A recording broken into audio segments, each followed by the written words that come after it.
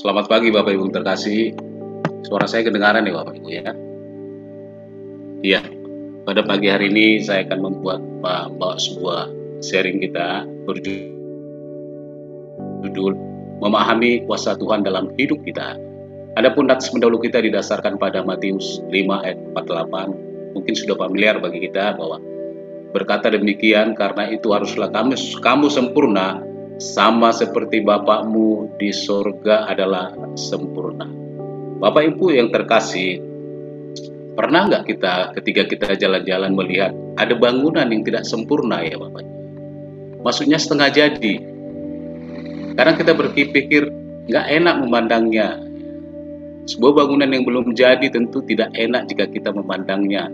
Ya, mau dipakai nggak nyaman, berantakan, bisa menimbulkan berbagai gangguan pernapasan karena banyaknya debu. Hal ini tentu bisa disebabkan oleh berbagai faktor. Tentunya bisa karena surat izin mendirikannya tidak diurus dari pemerintah setempat, atau terkait bisa juga karena faktor finansial. Artinya semuanya nanggung Bapak Ibu ya, tidak sempurna bangunan itu.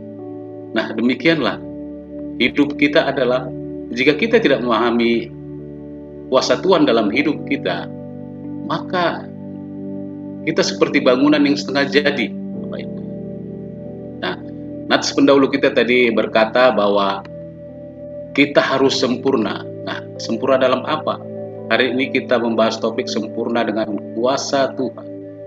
Mungkin banyak orang merasa terintimidasi dengan perkataan ini. Bagaimana mungkin kita sempurna ya? Standar yang diminta Tuhan itu tinggi sekali. Ya. Nah, perlu kita perhatikan bahwa kata sempurna itu mengandung makna seperti ini. Sudah mencapai tujuan, artinya bangunan itu sudah lengkap, utuh.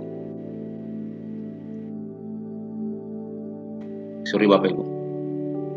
Utuh dan siap dipakai. Nah, hari ini belajar tentang kuasa Tuhan itu belajar tentang seperti ini Bapak Ibu ya.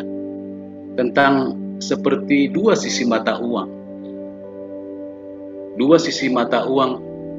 Jika sisi yang satu tidak lengkap, maka mata uang itu tidak menjadi sempurna sebagai alat tukar. Kita setuju Bapak Ibu. Nah, kita akan belajar apa saja sisi kuasa Tuhan yang perlu kita ketahui. Pertama adalah sisi dalam kemampuan Tuhan. Kedua adalah sisi dalam otoritas Tuhan dalam hidup kita. Apa itu sisi kemampuan Tuhan? Banyak orang percaya demikian Bapak Ibu terkasih ya. Mereka menyembah pribadi Tuhan yang berkuasa, yang powerful itu. Artinya setiap kali kita berkata Tuhan itu berkuasa, maka ini berbicara tentang kemampuannya. Harusnya kata berkuasa itu tidak hanya dipandang dari segi kemampuan, tapi juga dari segi otoritas Tuhan. Lalu apa yang dapat kita pelajari tentunya dari sisi kemampuan Tuhan?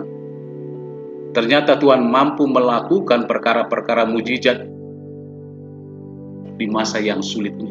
Mungkin kita sudah mengalami banyak Bapak Ibu ya, kalau kita bersaksi. Nah, saya sering dipertemukan dengan orang-orang yang bercerita demikian. Pak, kalau bukan karena Tuhan, usaha saya sudah hancur. Ya benar, dan mujizat itu masih ada saya bilang. Nah, itulah sisi kemampuan Tuhan, melakukan mujizat-mujizat yang hebat dalam masa sulit ini. Oleh sebab itu perlu kita mengingatkan diri kita bahwa Tuhan itu berkuasa. Jika kita membaca semisal Bilangan 12 ayat 1-3, ada cuplikan di situ bahwa bangsa Israel dipelihara oleh Tuhan dengan kuasa Tuhan, dengan kemampuan Tuhan, diberi mana, diberi daging. Yang menjadi perhatian saya adalah bagaimana sumber air mereka dalam perjalanan itu. Itu adalah sisi kemampuan Tuhan yang tidak disajikan Bapak Ibu dalam perjalanan menuju tanah Kanaan.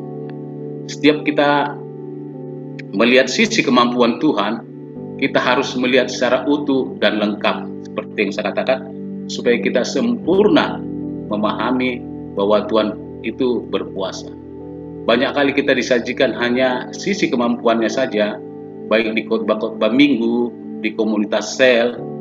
Tidak pernahkah kita menyadari bahwa setiap kali sisi kemampuan Tuhan itu kita pelajari atau kita nikmati, kita lupa bahwa di sisi itu yang harus kita cermati dan pahami adalah sisi otoritas Tuhan.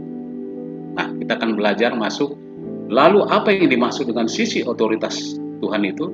Ini yang harus kita cermati Bapak Ibu, supaya kita mengerti, jangan salah, dan kita berkata Tuhan itu berkuasa. Iya. Nah, saya coba membuka pikiran kita dengan Yesaya 45 ayat 9 yang berkata demikian. Kita sudah tahu, celakalah orang yang berbantah dengan pembentuknya. Dikatakan di situ, celakalah orang yang berbantah dengan pembentuknya. Dia tidak lain dari beling periuk saja, dan seterusnya Bapak. Nah, kita lihat di sini bahwa ini adalah segi otoritas Tuhan yang tidak perlu kita pertanyakan Bapak. Tadi kita sudah berbicara tentang kemampuan Tuhan, ya. Tapi dalam hal ini kita berbicara tentang segi otoritas Tuhan. Nah, jika Tuhan membentuk kita, itu adalah otoritas. Kadang kita menolak ya Bapak. Kenapa seperti ini Tuhan? Kenapa seperti ini? Tidak perlu kita bertanya. Memang perlu bertanya. Tapi itu adalah otoritas Tuhan. Tuhan berkuasa atas hidup dan mati kita. Bukan saja berkuasa atas hidup dan mati kita, Dia juga berkuasa atas permohonan doa yang kita panjatkan, yang seringkali kita pertanyakan, mengapa ya Tuhan? Ya, mengapa? Saya sudah berdoa sekian lama Tuhan, tapi tidak ada jawaban. Bahkan sampai hari ini tidak ada jawaban. Banyak orang bertanya seperti itu. Nah, ketiga doa-doa kita tidak kunjung tiba, padahal kita sudah berdoa dan berpuasa, bahkan sudah memakai ayat sebagai landasan permohonan kita agar Tuhan menjawab doa kita dengan Matius 7 ayat 7 yang terkenal dengan MCK Bapak Ibu.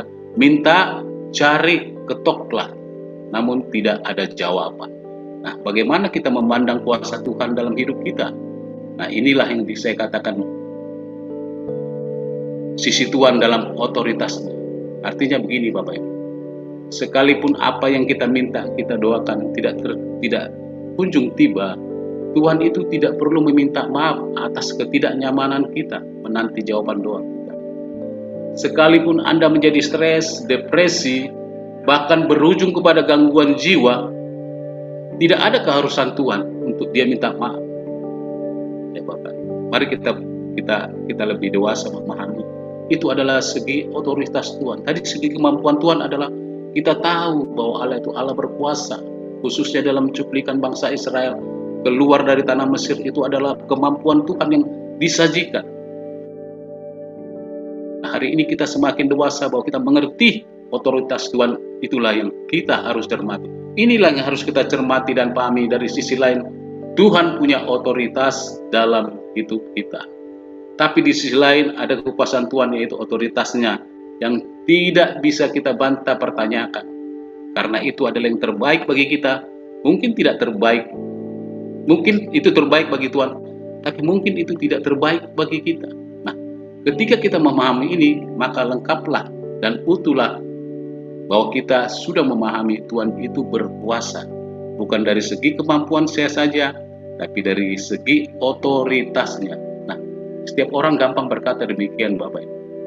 Tuhan itu berkuasa, tapi tidak semua orang menerima otoritas. Ya, saya juga pernah Bapak Ibu terkasih, saya berdoa kok nggak Tuhan jawab ya sampai sekarang. Saya pahami saja. Ya, ketika saya menyiapkan bahan itu otoritas Tuhan tidak menjawab doa saya. Tidak perlu saya agatasi jiwa karena doa saya tidak jawab. Ada contoh dalam Alkitab mengenai otoritas Tuhan dalam diri seseorang, namanya Paulus Bapak Ibu ya. Dalam 2 Korintus 12 ayat 8 dikatakan, tentang hal itu aku sudah 3 kali berseru kepada Tuhan supaya utusan iblis itu mundur daripada. Ini berbicara tentang kasus duri dalam daging Paulus ya. Dia sudah berdoa. Apa yang tidak bisa dilakukan Paulus? Secara jasa, artinya saya bilang jasa. Paulus sudah berjasa bagi Tuhan. Banyak jiwa dimenangkan. Sampai dia bersakit-sakitan. sampai dia habis harta dan sebagainya. Tapi untuk meminta saja supaya duri dalam dagingnya sembuh atau penyakitnya, Bapak Ibu, dia harus tunduk kepada otoritas Tuhan. Cukup kasih karunia, kata Tuhan. Paulus memahami hal ini. Seharusnya demikian kita lah, Bapak Ibu. Kita harus paham bahwa itu adalah segi otoritas Tuhan yang harus kita cermati. Oleh sebab itu kita harus memahami otoritas Tuhan dalam hidup kita. Kalau toh Tuhan memberikan sesuatu kepada kita, itu bukan karena keharusannya, Bapak Ibu, tapi itu karena kebaikannya. Maka kita sempurnalah, Bapak Ibu, memahami kuasa Tuhan dalam hidup kita. Jangan berharap, maksudnya bisa kita berharap. Jangan berharap apa dalam keinginan kita ini Tuhan semua jawab. Tidak, Bapak Ibu. Tidak, karena Tuhan itu tidak pernah berhutang kepada siapapun. Saya pernah saksikan, saya sudah berdoa 23 tahun sampai pada hari ini, doa saya pun tidak dijawab Tuhan. Nanti mungkin 24 tahun atau tahun depan Tuhan akan jawab. Tapi saya pahami bahwa doa saya yang 23 tahun ini berdoa tentang satu hal, Tuhan tidak jawab, Bapak Ibu. Tapi saya nggak berdoa, Tuhan beri. Itu hebatnya Tuhan. Itu yang harus kita pahami, Bapak. Jangan sampai kita memberontak. Hal yang saya doakan itu adalah hal yang penting. Kebutuhan sekunder, Bapak. Bukan kebutuhan primer. Tapi Tuhan tidak jawab sampai pada hari ini. Kami sudah berdoa dengan mesbah keluarga. Anak istri, kadang-kadang kita suami istri sharing, kenapa ya belum dijawab Tuhan? Saya jelaskan bahwa itu otoritas Tuhan. Kalau toh Tuhan memberikan sesuatu bukan karena keharusan, karena kebaikannya Tuhan. Jadi pahamlah kita, Bapak Ibu, pagi hari ini, bahwa kita harus melihat Tuhan berkuasa itu dari dua sisi. Sisi kemampuannya dan sisi otoritas. Jika kita salah dalam memahami sisi otoritas Tuhan, maka akan muncul berbagai sikap, Bapak Ibu ya. Pertama adalah kecewa. Tidak mau berdoa lagi. Ngapain berdoa? Buang-buang waktu. 23 tahun tidak dijawab-jawab. Resign dalam pelayanan. Semua perkataan terbalik. Tidak ada Tuhan. Apa itu Tuhan? Dia tidak berpihak kepada saya. Tidak, Bapak Ibu. Mari kita pahami supaya kita tidak terjadi sikap yang seperti saya katakan tadi. Orang seperti itu yang mengalami kecewa kepada Tuhan karena dua-duanya tidak jawab adalah orang yang hanya memahami kuasa Tuhan dari satu sisi saja. Ya, Tuhan itu hebat dalam melakukan mujizat. Ingat, Tuhan itu mau kita utuh dan lengkap dalam memahami Dia, bahwa Dia adalah Allah yang berkuasa. Sehingga pertanyaan ini muncul dalam benak saya. Seberapa berhakkah Tuhan dalam hidup kita? Lalu apa dasarnya dan hak Tuhan mengintervensi hidup kita? Jawabannya simpel sekali, Bapak Ibu ya. Tuhan itu bukan Tuhan yang iseng untuk membayar dan menebus kita dengan darahnya yang mahal. Tentu ketika Dia menebus, tentu ada tujuannya. Nah, kalau Tuhan menuntut haknya, Bapak Ibu, karena kita sudah ditebus, berlebihankah Tuhan itu? Sekali lagi, kita sudah dibeli dengan harga mahal, dengan satu tujuan, Bapak Ibu. Dan kalau Tuhan menuntut haknya, berlebihankah Tuhan itu? Tidak, Bapak Ibu. Mengapa manusia hidupnya seperti bangunan setengah jadi, tidak lengkap dan utuh? Dia tidak memahami Tuhan itu berkuasa. Sama seperti yang diperkatakan dalam Yesaya 45 ayat 9 tadi. Ya. Saya teringat akan sebuah kuda liar, Bapak. Jika hidup kita seperti kuda liar, kita tidak bisa dipakai oleh Tuhan. Sekuat apapun kita, secepat apapun kita, dengan potensi di atas rata-rata, sebelum kuda liar itu dijinakkan oleh otoritas pemiliknya, maka kuda liar itu tidak akan bisa dipakai Tuhan. Dia akan menjadi troublemaker. Perhatikanlah petani-petani yang menjinakkan kuda liar. Ya, dia bermasalah terus kuda liar. Pernahkah saudara melihat orang-orang yang mempunyai potensi hebat, yang luar biasa tapi susah diatur Bapak? Malahan dia berkata, kalau suara Tuhan saya nurut kok Pak. Ya, orang yang nurut suara Tuhan sudah selesai dengan otoritas. Otoritas horizontal yang kelihatan. Bagaimana mungkin dia bisa tunduk pada otoritas yang tidak kelihatan? Artinya Tuhan, padahal dia tidak tunduk kepada otoritas yang horizontal yang kelihatan. Nah, seperti itulah hidup kita.